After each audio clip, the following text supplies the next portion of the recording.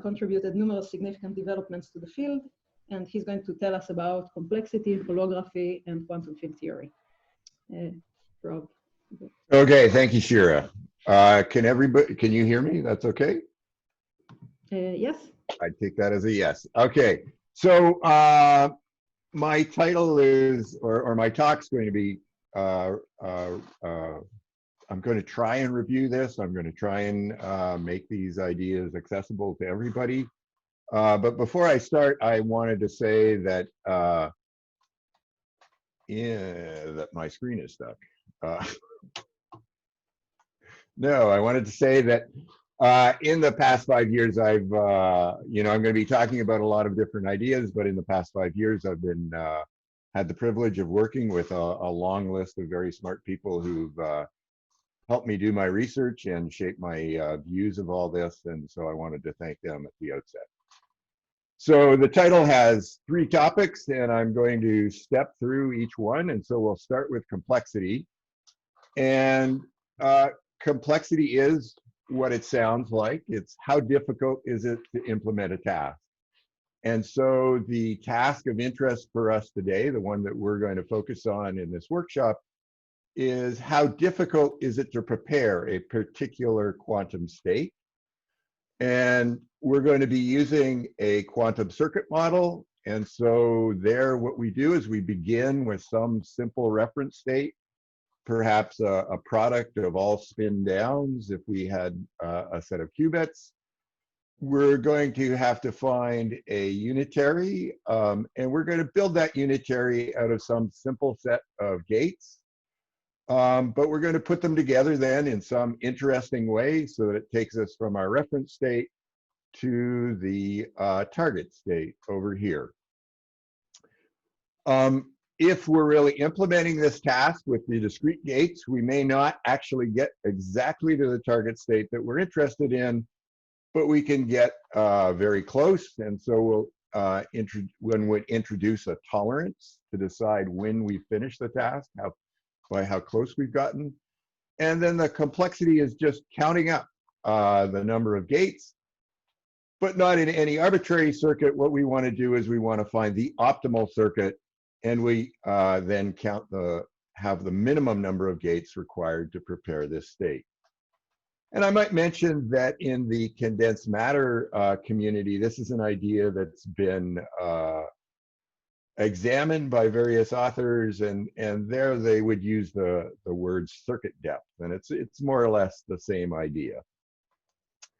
Now, I also wanted at this point to emphasize perhaps some differences between the kinds of, well, I'm using the same word complexity, but the kinds of ideas I'm going to be talking about, and what our quantum information friends may have been taught about complexity theory. And so in particular, I'm talking about a task, but I have a single input in mind here. Often we might think of factoring the numbers or determining whether a number is odd or even or some other property. And so we would have any number, or we may even want to build the circuit so that it can take any input and give us the desired output. In this particular case, we're only focused on this one input, the simple reference state. And what we're going to do is we're going to compare the complexity for many different, or a family of different target states. And so the complexity is something I'm going to assign, it's a number I'm going to assign to the state. And by comparing different states, we'll have a we hope we'll have a useful tool here. Another obvious feature, which is actually common with the usual complexity literature, is I've made a whole set of choices. I've in particular in this problem decided where I'm starting with the reference state. I've decided on a particular set of gates to build my unitary out of, and I've chosen a particular tolerance. And so it's natural to ask, does the answer I get, does that minimum number of gates depend on those choices? And of course, the answer is yes. Now, in the standard approach, one would ask very coarse questions, such as, is this task, polynomial, say, in the size of the reference state versus exponential in the size of the reference state. But I want to emphasize that in what we're doing, we're actually going to be asking, or I'm going to be proposing, that we examine the complexity in far more detail. And so we'll be asking more refined questions. And in fact, part of the discussion should be trying to decide what are the robust physical questions that we can ask in this situation. And in passing, one other difference that I will note as we move along is that the requirement for a tolerance, at least in the way that I'm going to set up the problem, is going to disappear at a certain point. So that's complexity, and perhaps I should just pause there and ask if there are any questions. Feel free. I'm not hearing any questions, so I'll move ahead. The next idea is holography, and I'm hoping this is an idea that's familiar at some level. It would be worth an entire course, not only an entire lecture. But here, all I'm going to say is that the largest part of this discussion of complexity and high energy theory takes place in the forum of the ADS-CFT correspondence. And what is that? That's really just a dictionary between two different languages. In one language, what we have is gravity with a negative cosmological constant. In the other case, we have the language of quantum field theory, but they're typically very special quantum field theories, namely ones without any intrinsic scales, for instance, without any masses. So on that side, that language is the language of conformal field theory, hence the CFT. On the gravity side, the simplest solution of Einstein's equations with a negative cosmological constant is anti-de Sitter space, and that's the ADS in the title. Now, a key difference that I've noted here is that if I'm thinking of the CFT, that's a theory that lives in D space-time dimensions. But in that case, what we end up with is a gravity theory in D+1. So there's an extra dimension, and hence the word holography. We're connecting two different languages or two different frameworks, but they are actually in different space-time dimensions. Now, one of the questions we might ask is, well, why, what is the gravity doing with this extra dimension? In my picture, it would be the radius as I move through that strangely tiled disk. And well, the idea is that in conformal field theory, there wasn't an intrinsic scale. And so we find sort of a self-similarity, or we find similar excitations at all energy scales. And what the gravity theory is doing is it's organizing those excitations using the radial direction. So as I move through the space-time, I'm moving through different energy scales. If I'm deep in the center of the space, I'm at low energies. As I move out towards the boundary, I'm moving to higher and higher energy, or higher and higher energy excitations or degrees of freedom in the conformal field theory. Now, in the past, say 10 years, there's been a lot of excitement trying to understand ADS-CFT or getting new insights into ADS-CFT from quantum information theory. And that's largely focused on the idea of holographic entanglement entropy. So there, what we're doing is studying a particular problem involving the bipartite entanglement in the boundary conformal field theory. And what these two gentlemen, Ryu and Takiyanagi, did is they translated that into a gravitational language, or a gravitational problem. And what they did is they said that what I should do in this particular problem is look at a collection of surfaces that extend into the bulk of the ADS space, and we should evaluate the Bekenstein-Hawking formula. This is the famous formula that gives us the black hole entropy. And we vary over all possible surfaces and find the minimum. And that minimum value for the Bekenstein-Hawking entropy is the entanglement entropy in the boundary problem. Now, this has turned out to be an exceptionally fruitful forum for a dialogue between not just quantum information theorists and high energy theorists, but also between the bulk and the boundary descriptions. And so we've learned new things about quantum field theory from this tool, and we've also learned new things about quantum gravity. And it's given rise to a slogan, in fact, that space-time is emergent, or that space-time geometry is equivalent to entanglement. So it was a little bit disconcerting a few years ago when our friend Lenny Susskind wrote a paper where the title was "Entanglement is Not Enough," or in particular, what he meant was entanglement entropy is not enough. And so what Lenny was focused on was the idea of black holes. So in our case, black holes in anti-de Sitter space. And he wanted to understand, how do we probe the interior of that black hole? And so to give you an idea of what's going on there, well, I had a picture here of we all agree, we know what this is, what a black hole looks like. But for a high energy theorist, we would also draw a picture of a black hole like this. So what is this cartoon? Well, we've taken a black hole in anti-de Sitter space, and we've done a conformal transformation, or a particular transformation that's compressed that entire space-time to this simple cartoon here. In this cartoon, space, or the spatial directions, run horizontally across the picture, whereas time runs upward in the picture.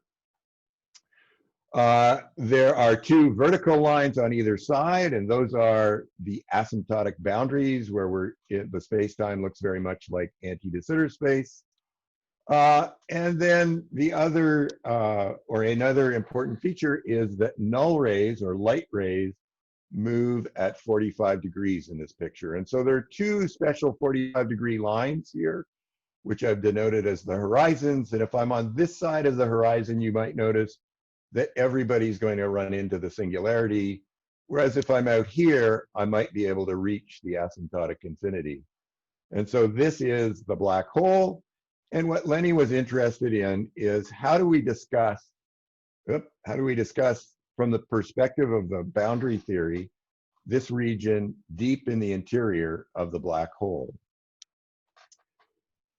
Now this is a geometric picture. This is the gravity picture. What do we know about this, or how do we think about this in the conformal field theory? Well, it's known as the thermofield double state. It's this particular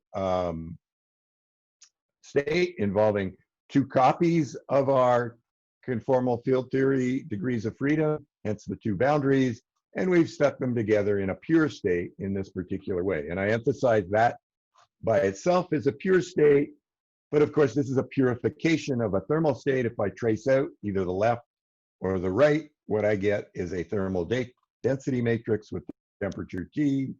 And in this case, again, going to the geometric picture, what I would find is the entanglement entropy between the two sides, or between the two copies of our theory, is given by the Bekenstein-Hawking formula of our horizon here. Now, as I said, holographic entanglement entropy was a wonderful probe of these asymptotically ADS space-times. However, one can argue that that probe won't tell us, or is a very poor probe of this geometry inside the horizon. And so here, one of the comments is that when I think about a density matrix and entanglement entropy, that's actually something that only probes the eigenvalues of the density matrix. And Lenny's proposal was that we needed a new kind of a probe that would be sensitive to the phases. For instance, if I solve this thermofield double state in time. And his suggestion was that this new probe would be related to complexity, or in this context, we call it holographic complexity. So in particular, what Lenny did is he drew our attention to new kinds of probes of these space-times, these asymptotically anti-de Sitter space-times. And so one proposal was that which goes by the name complexity equals volume, it's a construction very much like the construction for holographic entanglement entropy. I choose the time slice in the boundary theory where the state of interest would live. And so for the black hole, there are two time slices on either side of the black hole. And then I look at a Cauchy surface, or the family of Cauchy surfaces that connect those boundaries, and I vary over them, and I try and extremize the volume of that time slice, or I maximize, in this particular problem, the volume of these Cauchy slices. And then evaluating that maximal volume, I associate with the complexity of the particular boundary state. Another proposal which he came up later with various collaborators here is complexity equals action. In that case, we're looking at the domain of dependence, or alternatively, we take our time slices at the boundary and we throw in null rays or null sheets. That defines a region in here called the Wheeler-DeWitt patch. And what I do is I evaluate the gravitational action on that particular chunk of the space-time, and that I associate with the complexity again. And one feature that both of these new gravitational observables have is that they probe deep inside the interior of the black hole, and they do so for arbitrarily late time. So no matter how far up in the diagram I push my T left and my T right, I'm still having an observable that probes the interior of the black hole. I should also mention in passing that our friends in Texas actually came up with, well, there are various other proposals that have come into the fore. And so these gentlemen here suggested a possibility of what I do is I take this same region, the Wheeler-DeWitt patch, but rather than evaluating the action, I evaluate the space-time volume. And you can show that these, this approach gives you a quantity that has similar properties. Now, these are all interesting geometric observables, but one is led to ask the question, well, why did Lenny think that these should be associated with something like the complexity of the boundary state? And so there are various reasons. One nice one has to do with the complexity equals volume case, where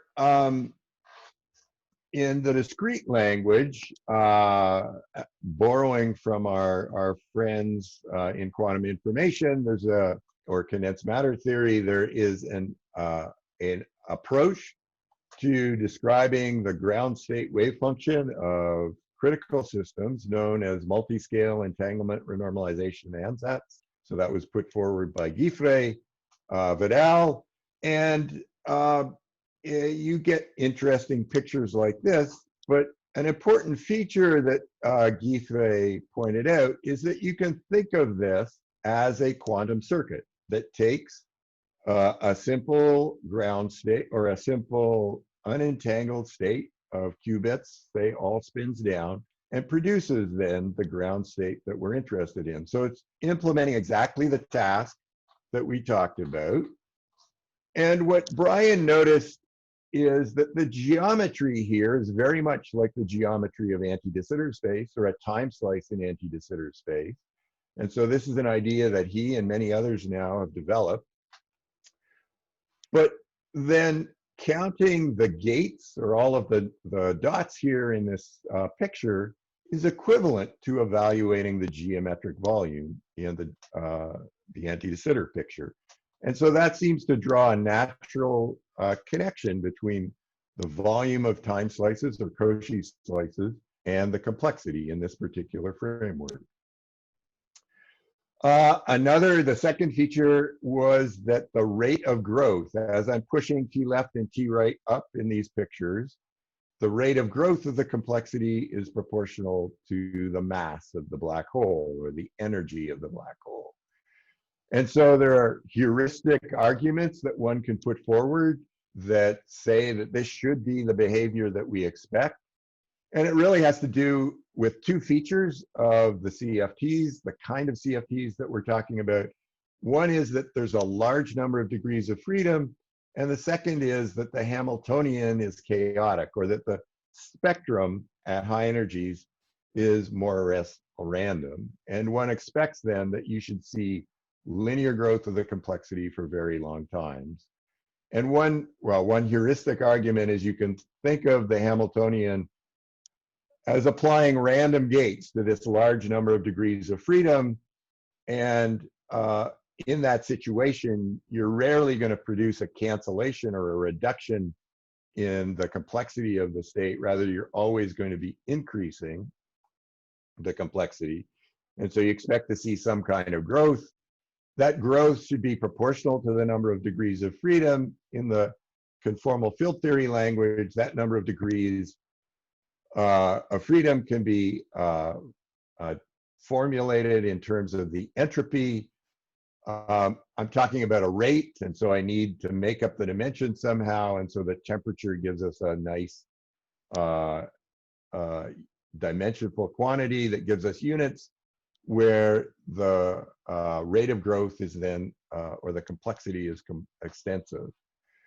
I should say that eventually we expect that after a very long time, that the complexity actually saturates.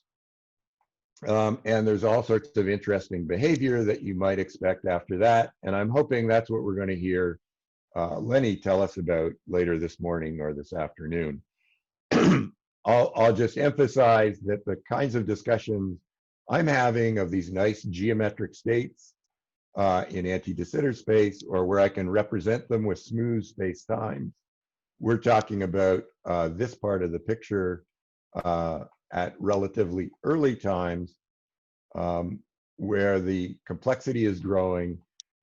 And as I've described here, what the system is doing, or what we imagine the system is doing, is it's just exploring a larger and larger volume of the Hilbert space. So those are a few words about the linear growth. There's also something known as the switchback effect. I didn't want to talk about that too much this morning. I'll just give a check mark, and I'll say that involves experiments where we're probing these black holes with shock waves, or we're throwing perturbations into the black hole and we're seeing how it reacts to those perturbations.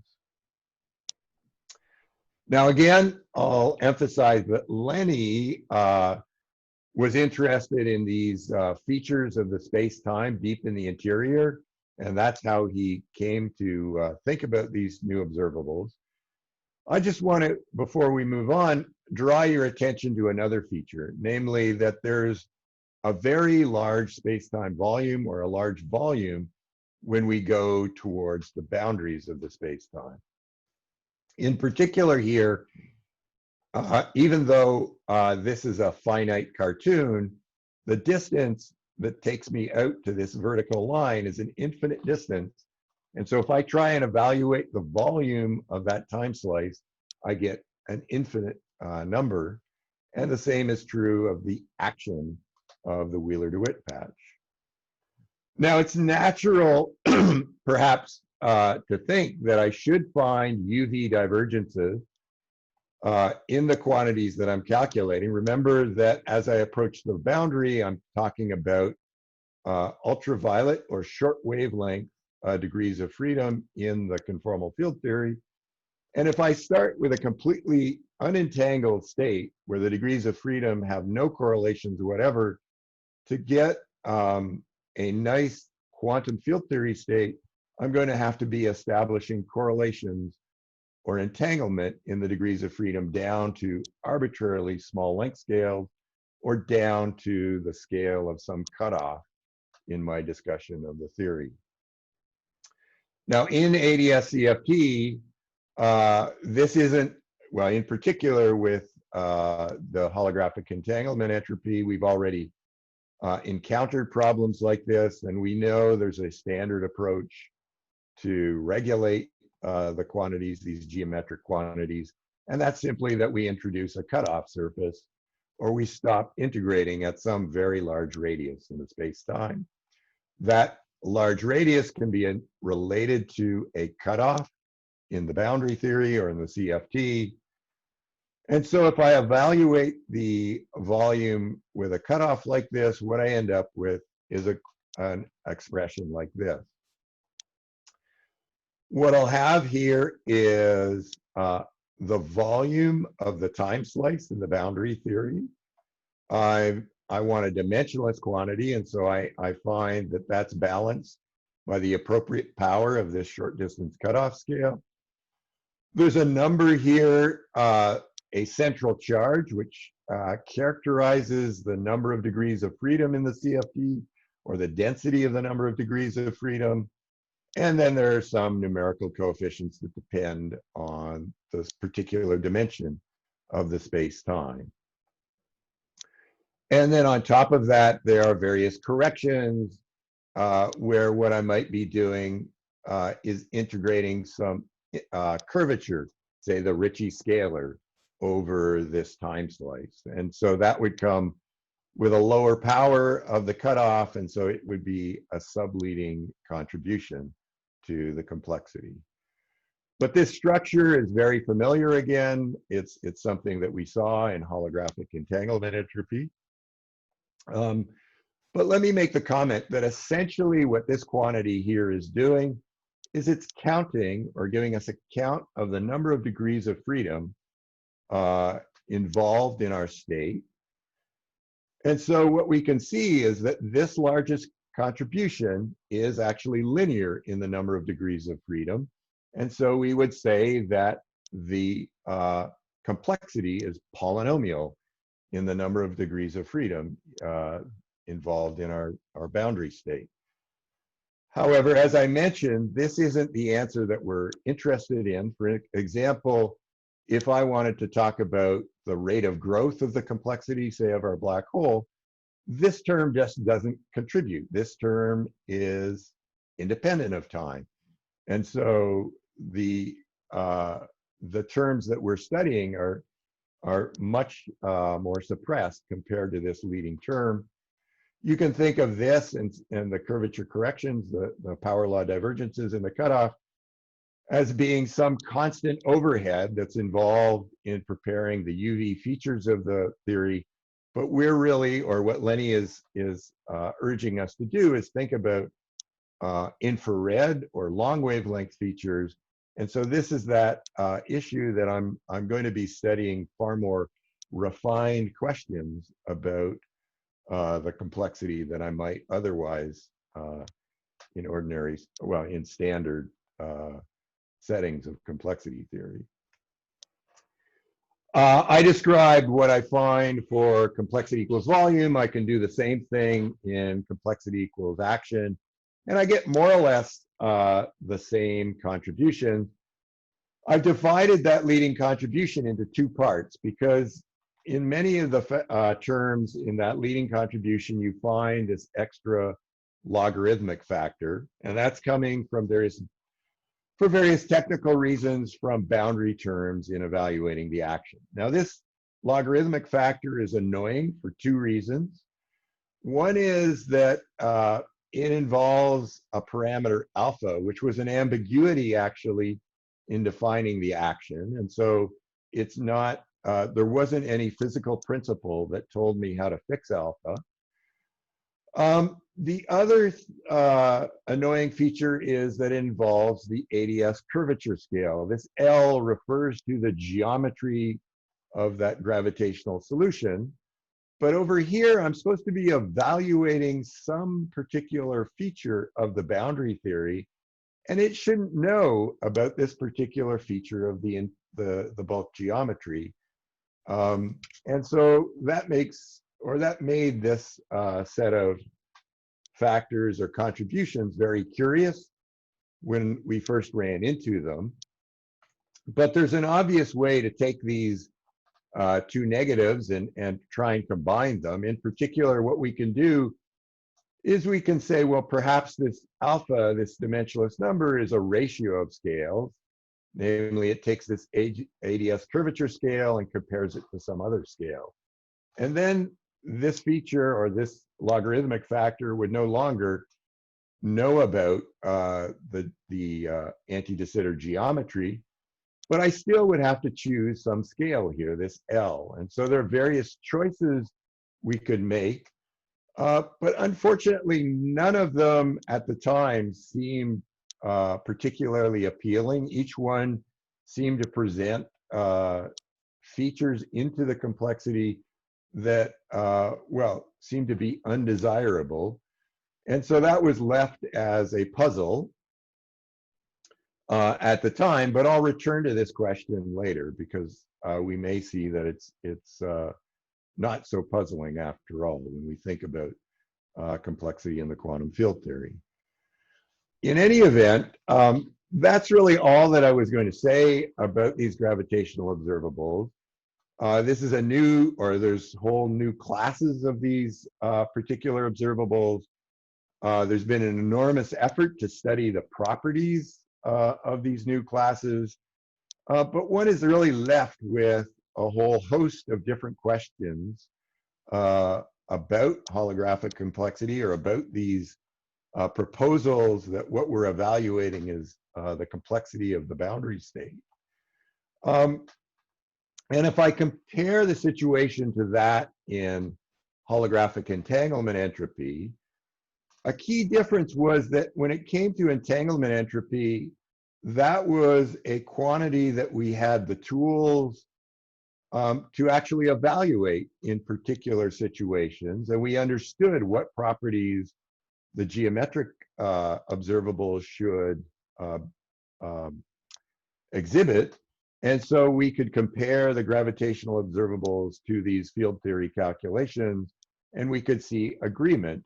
And eventually we were led to go towards actually a derivation of holographic entanglement entropy. The problem here is that we don't have that same intuition, or we don't have those same tools.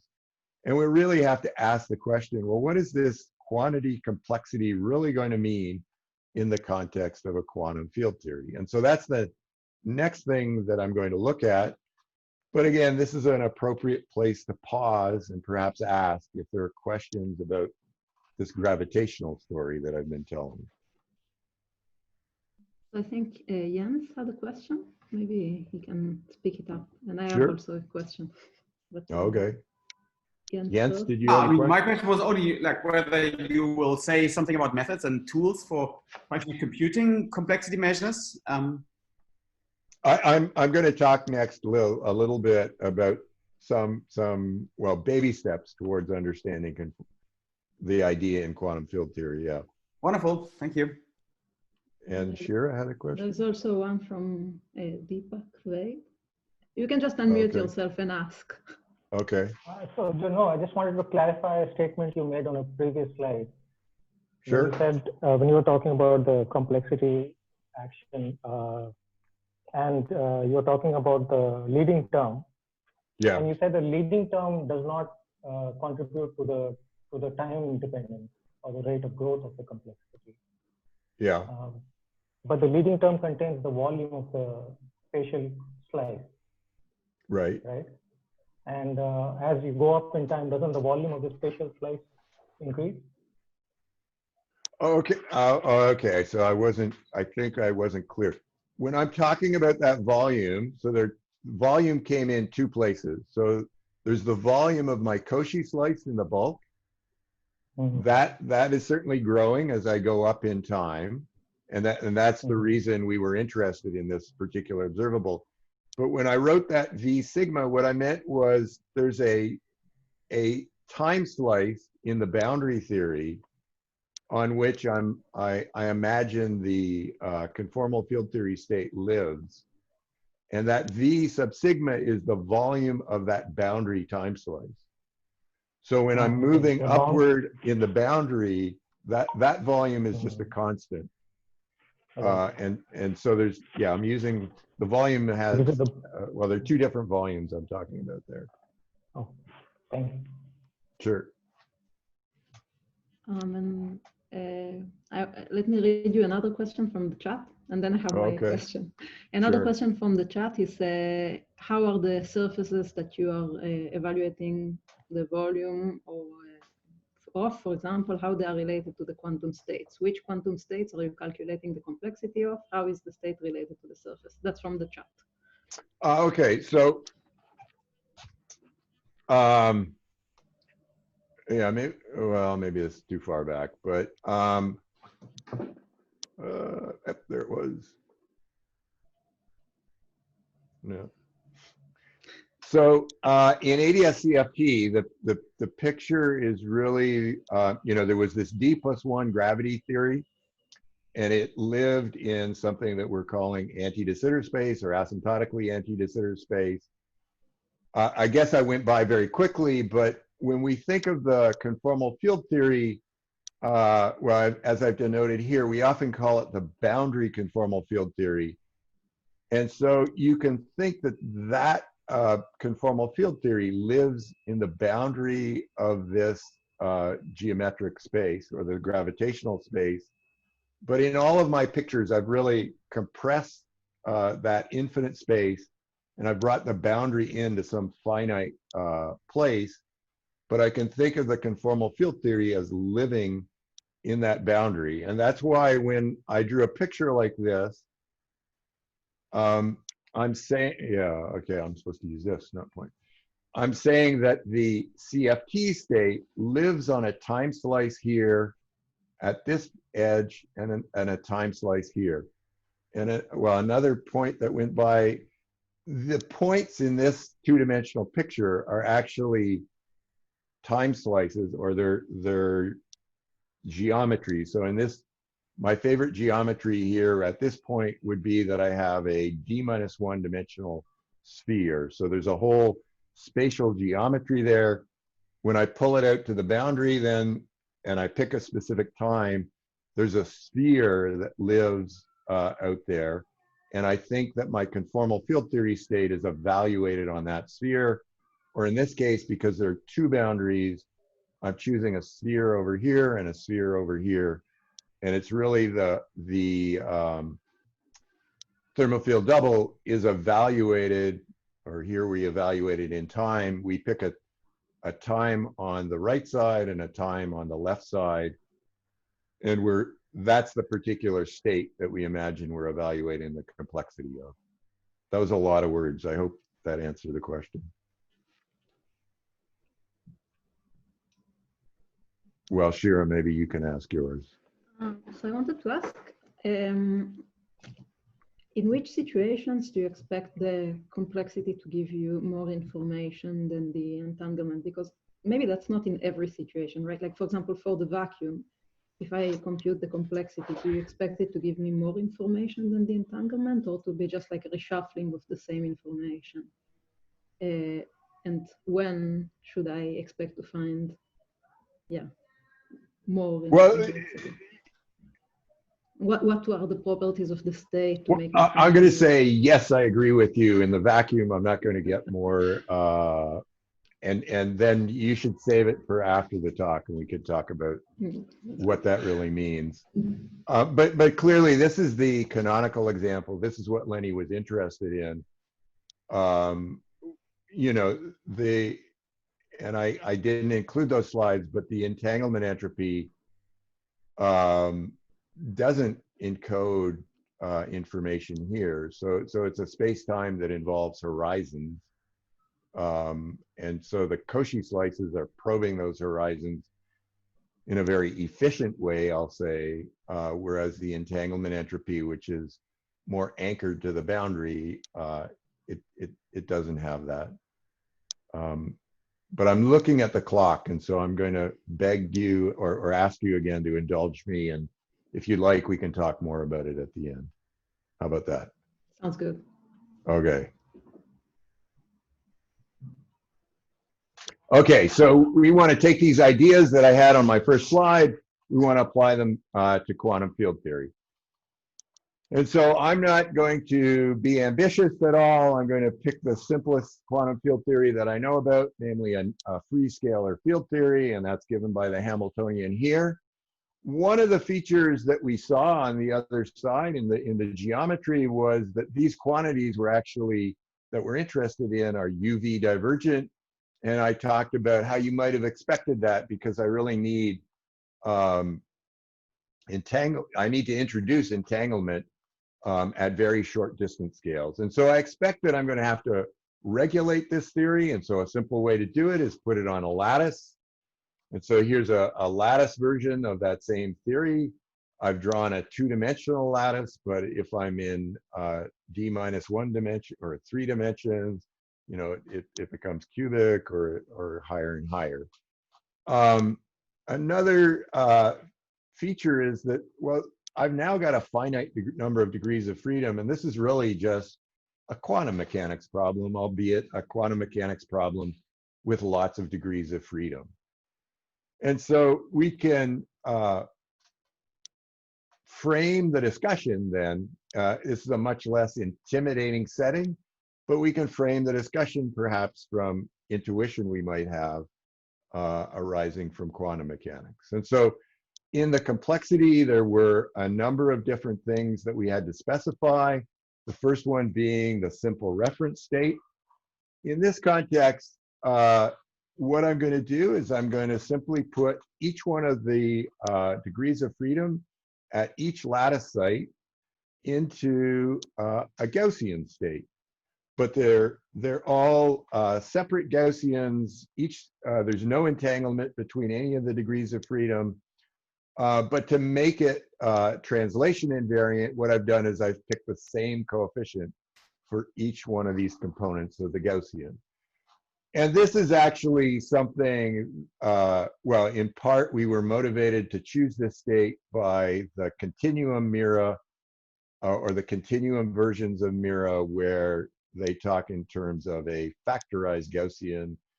And this is the starting point for some of those calculations. The next question is, well, we want these fundamental or simple gates or unitaries to build our circuit out of. In the context of quantum mechanics, you know, the natural operators are the position and momentum, but it's simple to build unitaries by simply taking exponentials of these. And so here are a couple of examples of unitaries that we'll be using. This set here, what I've got is an X and a P. If that P was an operator and the X was a C number, what it would do is this would be a translation operator, and it would shift Xj by the amount that I'm given here. In this case, what I'm doing is I'm taking this wave function and I'm shifting a particular X, or degree of freedom, by a small amount of another degree of freedom, Xi. And so what I'm doing is I'm introducing entanglement between those two degrees of freedom.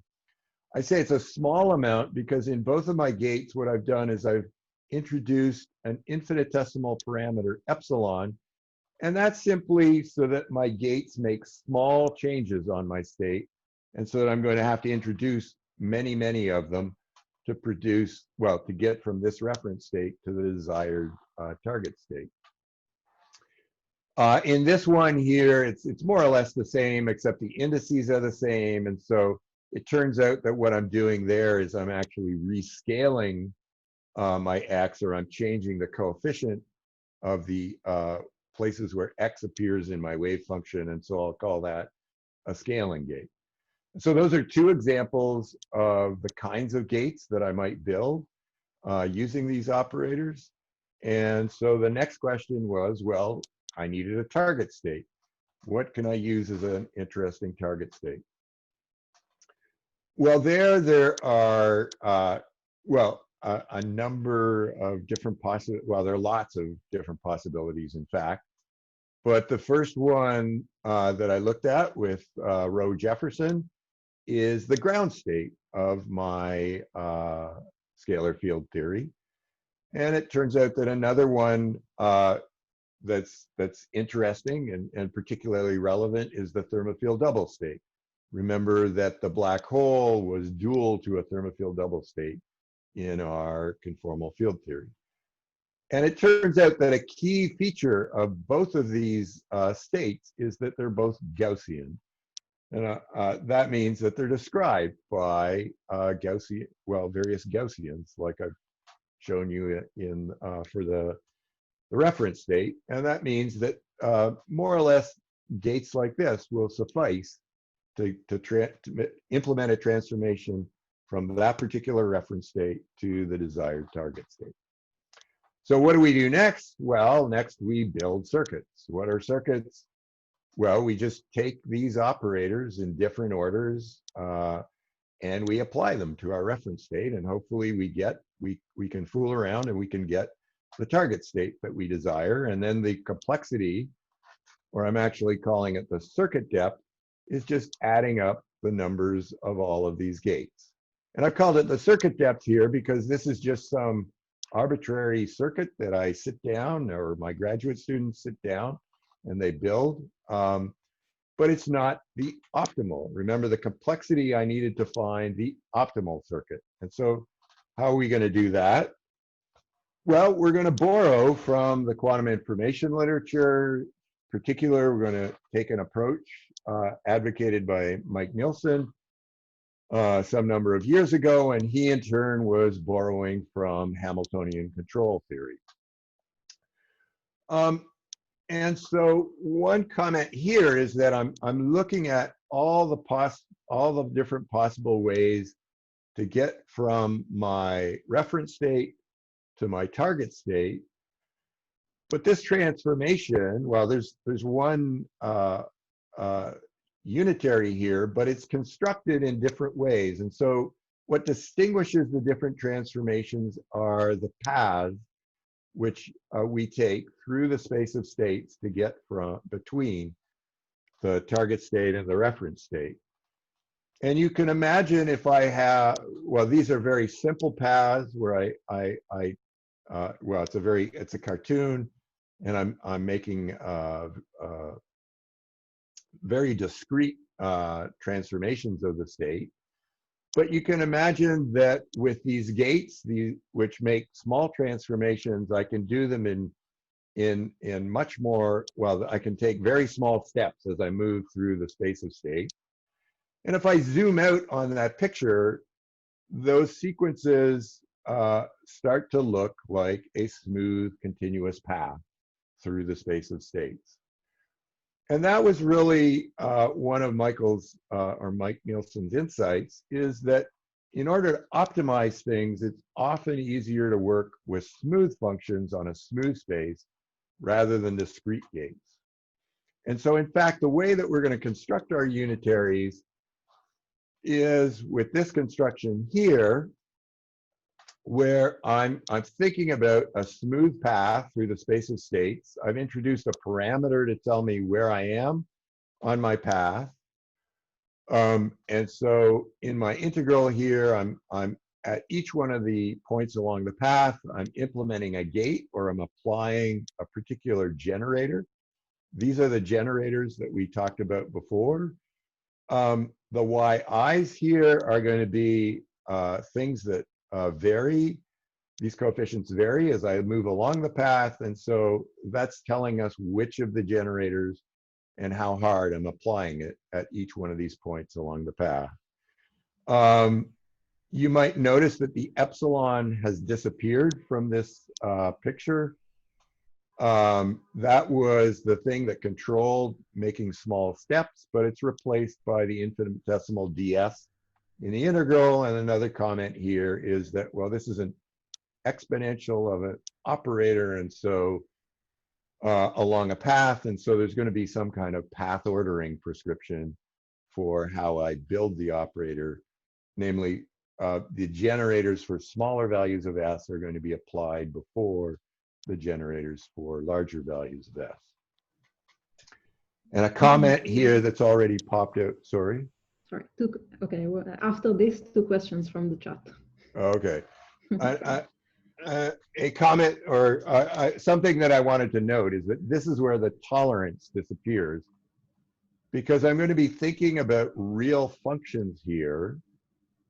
namely that these can take any value I want. And so implicitly, if I'm thinking about this picture down here of applying these gates, I'm applying those gates with an arbitrarily fractional power, or I'm applying fractional gates. And what that means is that I'm always going to be, well, in the setup of the problem, I'm always going to be able to get exactly to my target state. I'm not going to have to worry about, stepping around and with discrete steps, well, potentially taking an infinite amount of time to get to the desired target state. And so this is the point. By using these real functions here, or by using this continuous picture, that the tolerance disappears. And so I'll pause there, and there were 2 questions. So first question is, what is the natural length in terms of circuit depth? Or maybe the person that asked the question can explain. So I think that comes up in 2 slides. Can I? Okay, so I'm gonna put that aside. Was there another question? The other one is, does it make sense to ask for a kind of locality in the quantum gates allowed? It is. That's a great question, and I'm going to put that aside to the discussion period. Wonderful, because it's a bit of a funny question because we wrote this paper together, but it might still be kind of interesting to discuss in what way one can impose locality in this, but never mind. Maybe. Yeah, actually, well, okay, I'm going to leave that to later. I just want to say that, I was talking about this, and I talked these functions yi, so there's a coefficient that's associated with each of the generators. And I thought of that as an on-off function, but it's also specifying exactly how I move through the space of states. And so it's not surprising that I can think of it as a velocity or a tangent vector along the path. And the other thing is that rather than building the final unitary, you can think of integrating not from 0 to 1, but 0 to some arbitrary value of s, well, between 0 and 1. And that really then characterizes the trajectory. By applying that u to our reference state, that characterizes each one of these individual states along the path. That sort of sets up the framework for our circuits and how we build the circuits. The question is, how do you assign a cost to that? And there are lots of ways to do it. I'll say that the natural way to do it would be, well, these are like the alphas, the exponents that appeared on the individual gates. And so you might want to add those up. And so that addition becomes a sum over all of the different generators. And now it's an integral over the path of those exponents. That gives rise to something called a Finsler geometry, and I'm not going to describe a Finsler geometry, and I'll rather say that I'm actually going to focus my attention on a different one, where this is a more familiar cost function. This is the geometric, or I'll just say it's the geometric length of the path in a Riemannian geometry. Where I think of this as the tangent vector or the velocity vector along the path. Of course, I could choose to weight certain gates differently than other gates, and that would make it look even more familiar. Rather than a delta ij here, I put a gij so I can give different weightings. And in fact, I'm going to be talking about other possibilities. So for example, I could take y squared, and so that would look more like a Polyakov action. In any event, I'll say that, finding the extremal path means taking this quantity, which looks more or less like an action involving the velocity of some particle propagating along in some space.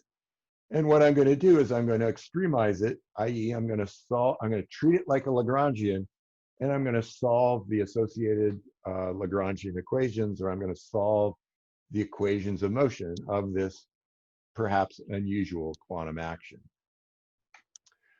I'll say in passing here, just because I didn't have room to put it elsewhere, but Shira and Mikhail and friends also introduced Well, they took an alternative approach based on a Fubini-Studi metric, and many of the results that I'm going to talk about follow there. But I just, it's a matter of time. I'm not even going to be able to finish my talk, but I'll mention that in passing. What one does next is calculates lots of interesting things, and you come up with an answer. And so here's my answer for a periodic lattice that has length n sites.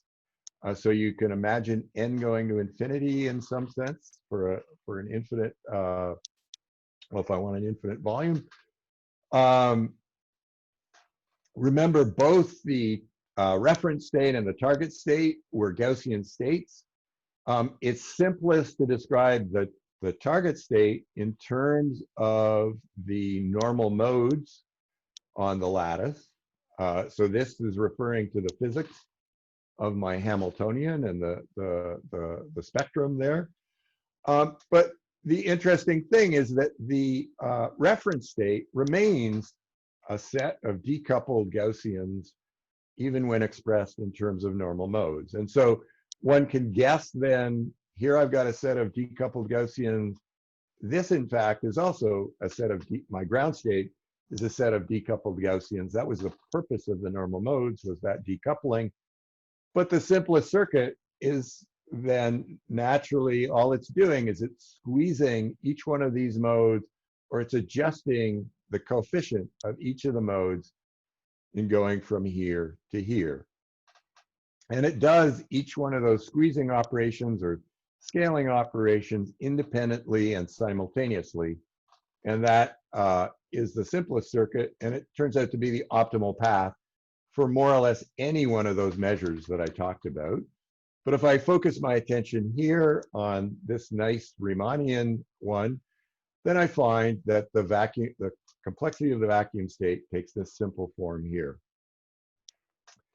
Now, a question or a note is that, as in often happens in quantum field theory, if I'm summing over all of the modes, the answer gets dominated by the UV, which in this particular setup means that the Ks, the momenta, are around n by 2. Crudely speaking, I can replace all of the frequencies by a 1 over delta or some number over delta. And in that case, the leading order contribution here takes this form here. It's the number of degrees of freedom square rooted, and more or less everybody has this logarithm 1 over the cutoff times this reference frequency omega naught. And so if I think of that number of degrees of freedom, it's really the volume of the spatial slice divided by the cutoff to the appropriate power. But now that's all to the power 1/2 because of this square root. And so remember, that same ratio appeared in our holographic calculation, but it did not appear with the square root. So I'm going to say in passing that some folks speculated that this difference in that overall power is an effect of strong coupling. Here I'm talking about a simple free field theory. Here I'm talking about a strongly coupled CFT with many degrees of freedom. And so perhaps there's new physics, and I shouldn't compare these directly. That's a proposal or a speculation at this point. Instead, what we did with rho is we started thinking about other possible measures. And that's why we introduced this measure. As I said, this square root is directly related to that square root. And so if I go to this Polyakov-like action, it disappears. And in fact, what I find is that my vacuum complexity now has a coefficient that's proportional to this V over delta, the appropriate power. And then there are various other factors that are introduced. But that then compares better with our holographic answer. And so perhaps that's an indication that we should be thinking about these kappa measures rather than this simple geometric one that I introduced, well, the F1 measure. One thing to note is that in this factor, there was this extra scale that was related to the choice of the reference state, and I haven't specified it yet. And so one might think that you have to Oh, that's interesting. Specify that scale to get the final answer. And there are various choices you can make, and they can make with those choices, you can get an answer that's similar to the holographic results. But it's an interesting feature that, you know, I'm left with a complexity here. I'm in the vacuum, and this is the leading this is the leading contribution here. I might think that there's, you know, different ways to make that choice, but none of them are particularly endearing. But that's exactly the situation that we had before. And so before I said that this, when we originally uncovered this feature, I thought it was a problem, or we thought it was a problem perhaps for the complexity equals action proposal. But in fact, here we're seeing that perhaps it's a feature. We're calculating the simplest possible, or we're doing the simplest possible calculation of a complexity in a field theory, and we're getting the same kind of ambiguity. Now, it seems that I've run out of time, so I'll just say that there are other comparisons that we can make having to do with thermofield double states. Some of them work out, some of them don't work so well. And I'll just say here that we're going to hear about one of those comparisons working with coherent states on Friday, or at least some of us are. I'm not sure that I'm going to make it up at 4 a.m. Eastern time, but I encourage you, the rest of you, to go to Joanne's talk. And then here are my conclusions. I'm going to put that up there, but I'll really focus my attention that, you know, what we need is a better idea for understanding complexity in quantum field theory, but perhaps that's something for the discussion section. And so I'll thank you for your attention. So let's all unmute our mics and thank Rob, and then I will allow for both off and on the record questions. Thank you, Rob. Thank you. Thank you. Thank you. Thank you. Thank you. So questions, first on record questions. How are you? Okay. So should I just ask a question? Go ahead. How should we think about the complexity of a quantum field theory as physically? So it seems to me odd to think about the number of gates required to create a quantum field theory vacuum from some other state, right? I mean, what is this other state doing? So outside the context of ADS-CFT, just, you know, in the free scalar field theory that you were considering, what is it? How should I think about the physics of the complexity?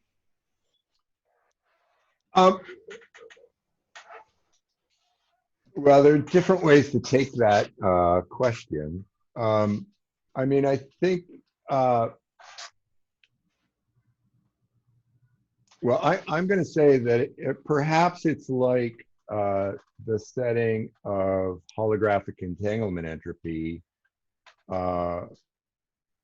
you know, 10 years ago, where we had this new quantity, and it was telling us something about, well, you know, now we say, well, it's telling us about the bipartite entanglement of different regions in the CFT, but that led to various insights about how holography was working, and in fact, features of the boundary conformal field theory.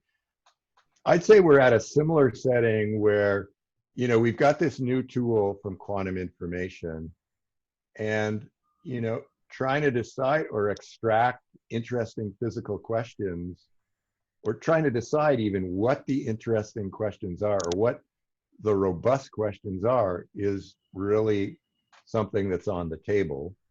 And so from that perspective, I'm going to say that that's a research question that I hope there are lots of discussions about in the coming week at this workshop. that may have been somewhat less than satisfying, but that's the answer I'm going to give you now. Thank you.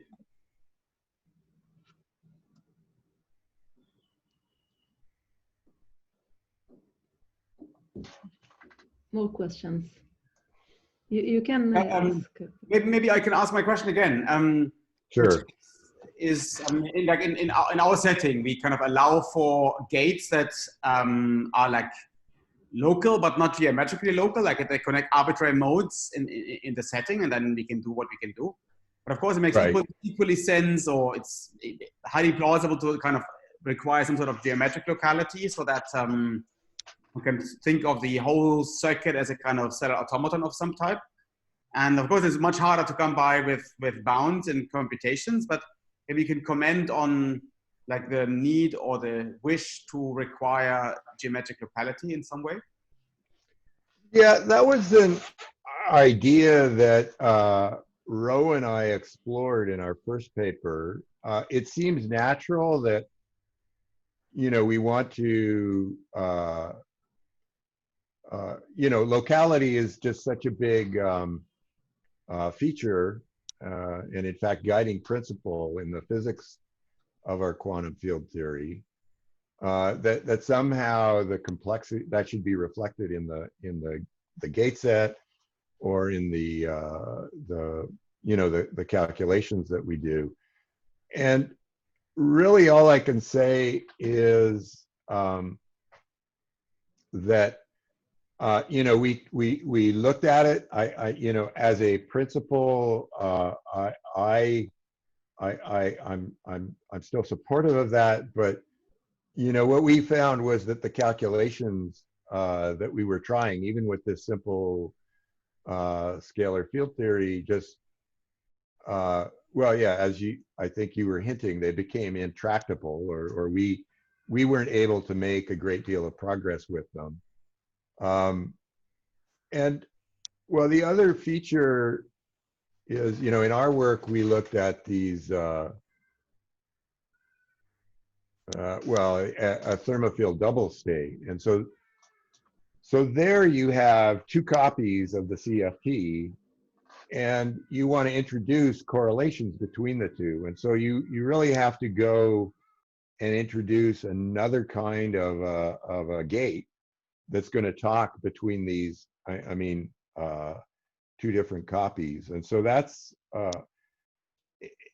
you know, that's somehow inherently non-local, and it may be suggesting that, you know, locality, when it comes to the complexity, that locality isn't that important. I think that the, you know, on the holographic side, there was a paper, and I'm going to forget the authors, I apologize. I think it was Marolf, Maxfield, Maloney, and probably others, but they were looking at various black hole geometries, or in a 2+1 dimensional bulk. And I think their comment was more or less along the lines of what I was saying, that, you know, you need to introduce gates that are connecting the two different sides in this particular setup. And that suggests a certain level of non-locality, but I think they were able to translate it to sort of the geometry, the boundary geometry, non-local connections in the boundary geometry itself. So those may be hints that locality, when it comes to the complexity calculations, locality isn't that important. But I have to confess that really, you know, it seems like such an appealing idea, but when we looked at it, we just didn't know how to make very much progress. Okay, thanks. That's very insightful indeed. Thank you. Can I ask a question? Sure. I'll explain by analogy with cellular automaton. Okay. So, for example, in the game, right? Okay. You can start. There are certain patterns basically which you cannot obtain by just starting from scratch, right? Mhm. They're known as islands, right? Okay. And so one would expect that in a many-body Hilbert space of many systems, there might also exist states which cannot be reached by some sort of continuous evolution acting on some simple reference state, right? Mm-hmm. So I guess the question is that, I mean, how would you characterize the problem of, let's say, finding the complexity of such a state? Well, I think it really, I think it would come down to choosing, well, you would have to, I mean, there's the idea of your gate set being universal, which in our context would basically say that you can, in fact, reach any state of interest. I mean, the parallel that I can think of is when you look at a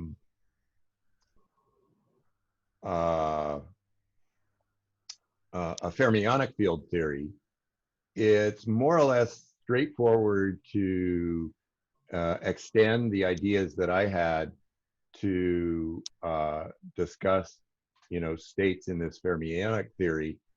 However, if I limit myself to the same class of gates, which are gates more or less like this one that are quadratic in annihilation and creation operators, those are sufficient to build many interesting states in the theory, but they won't change fermion number.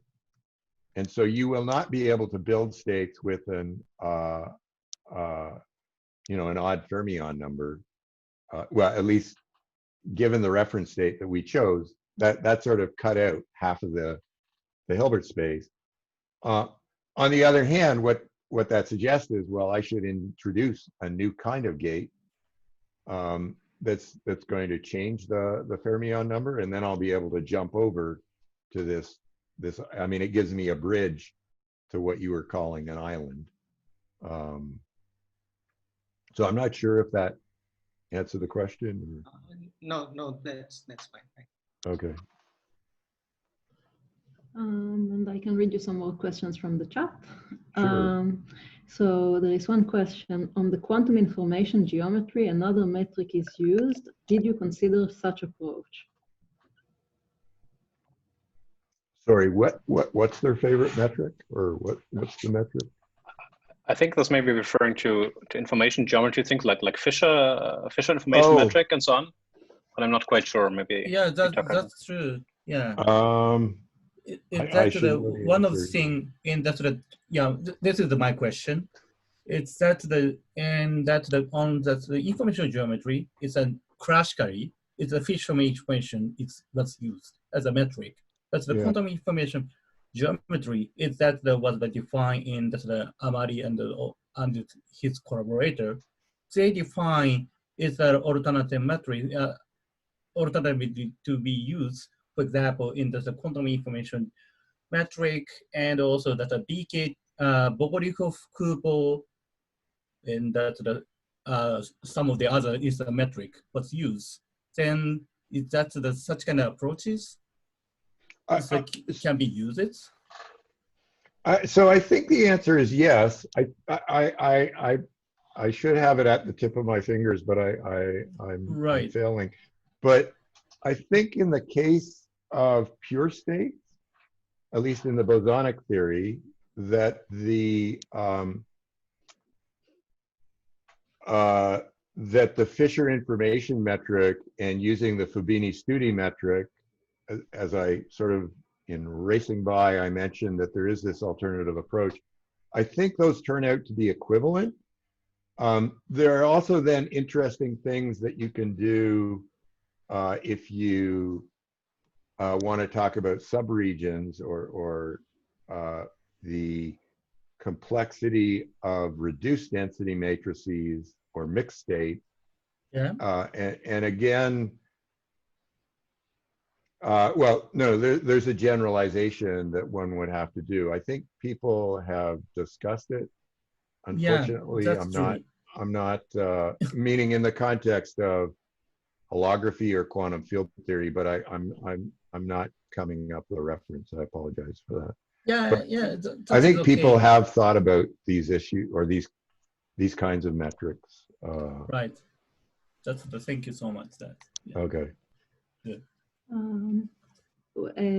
So there are some more questions on the chat, but I'm thinking that we might allow those that are interested to escape, and the rest I will keep reading you, but we will pause the recording. So I suggest that we all unmute and thank Rob again, and we will stay then for more questions. So thank you. Thank you. Thank you.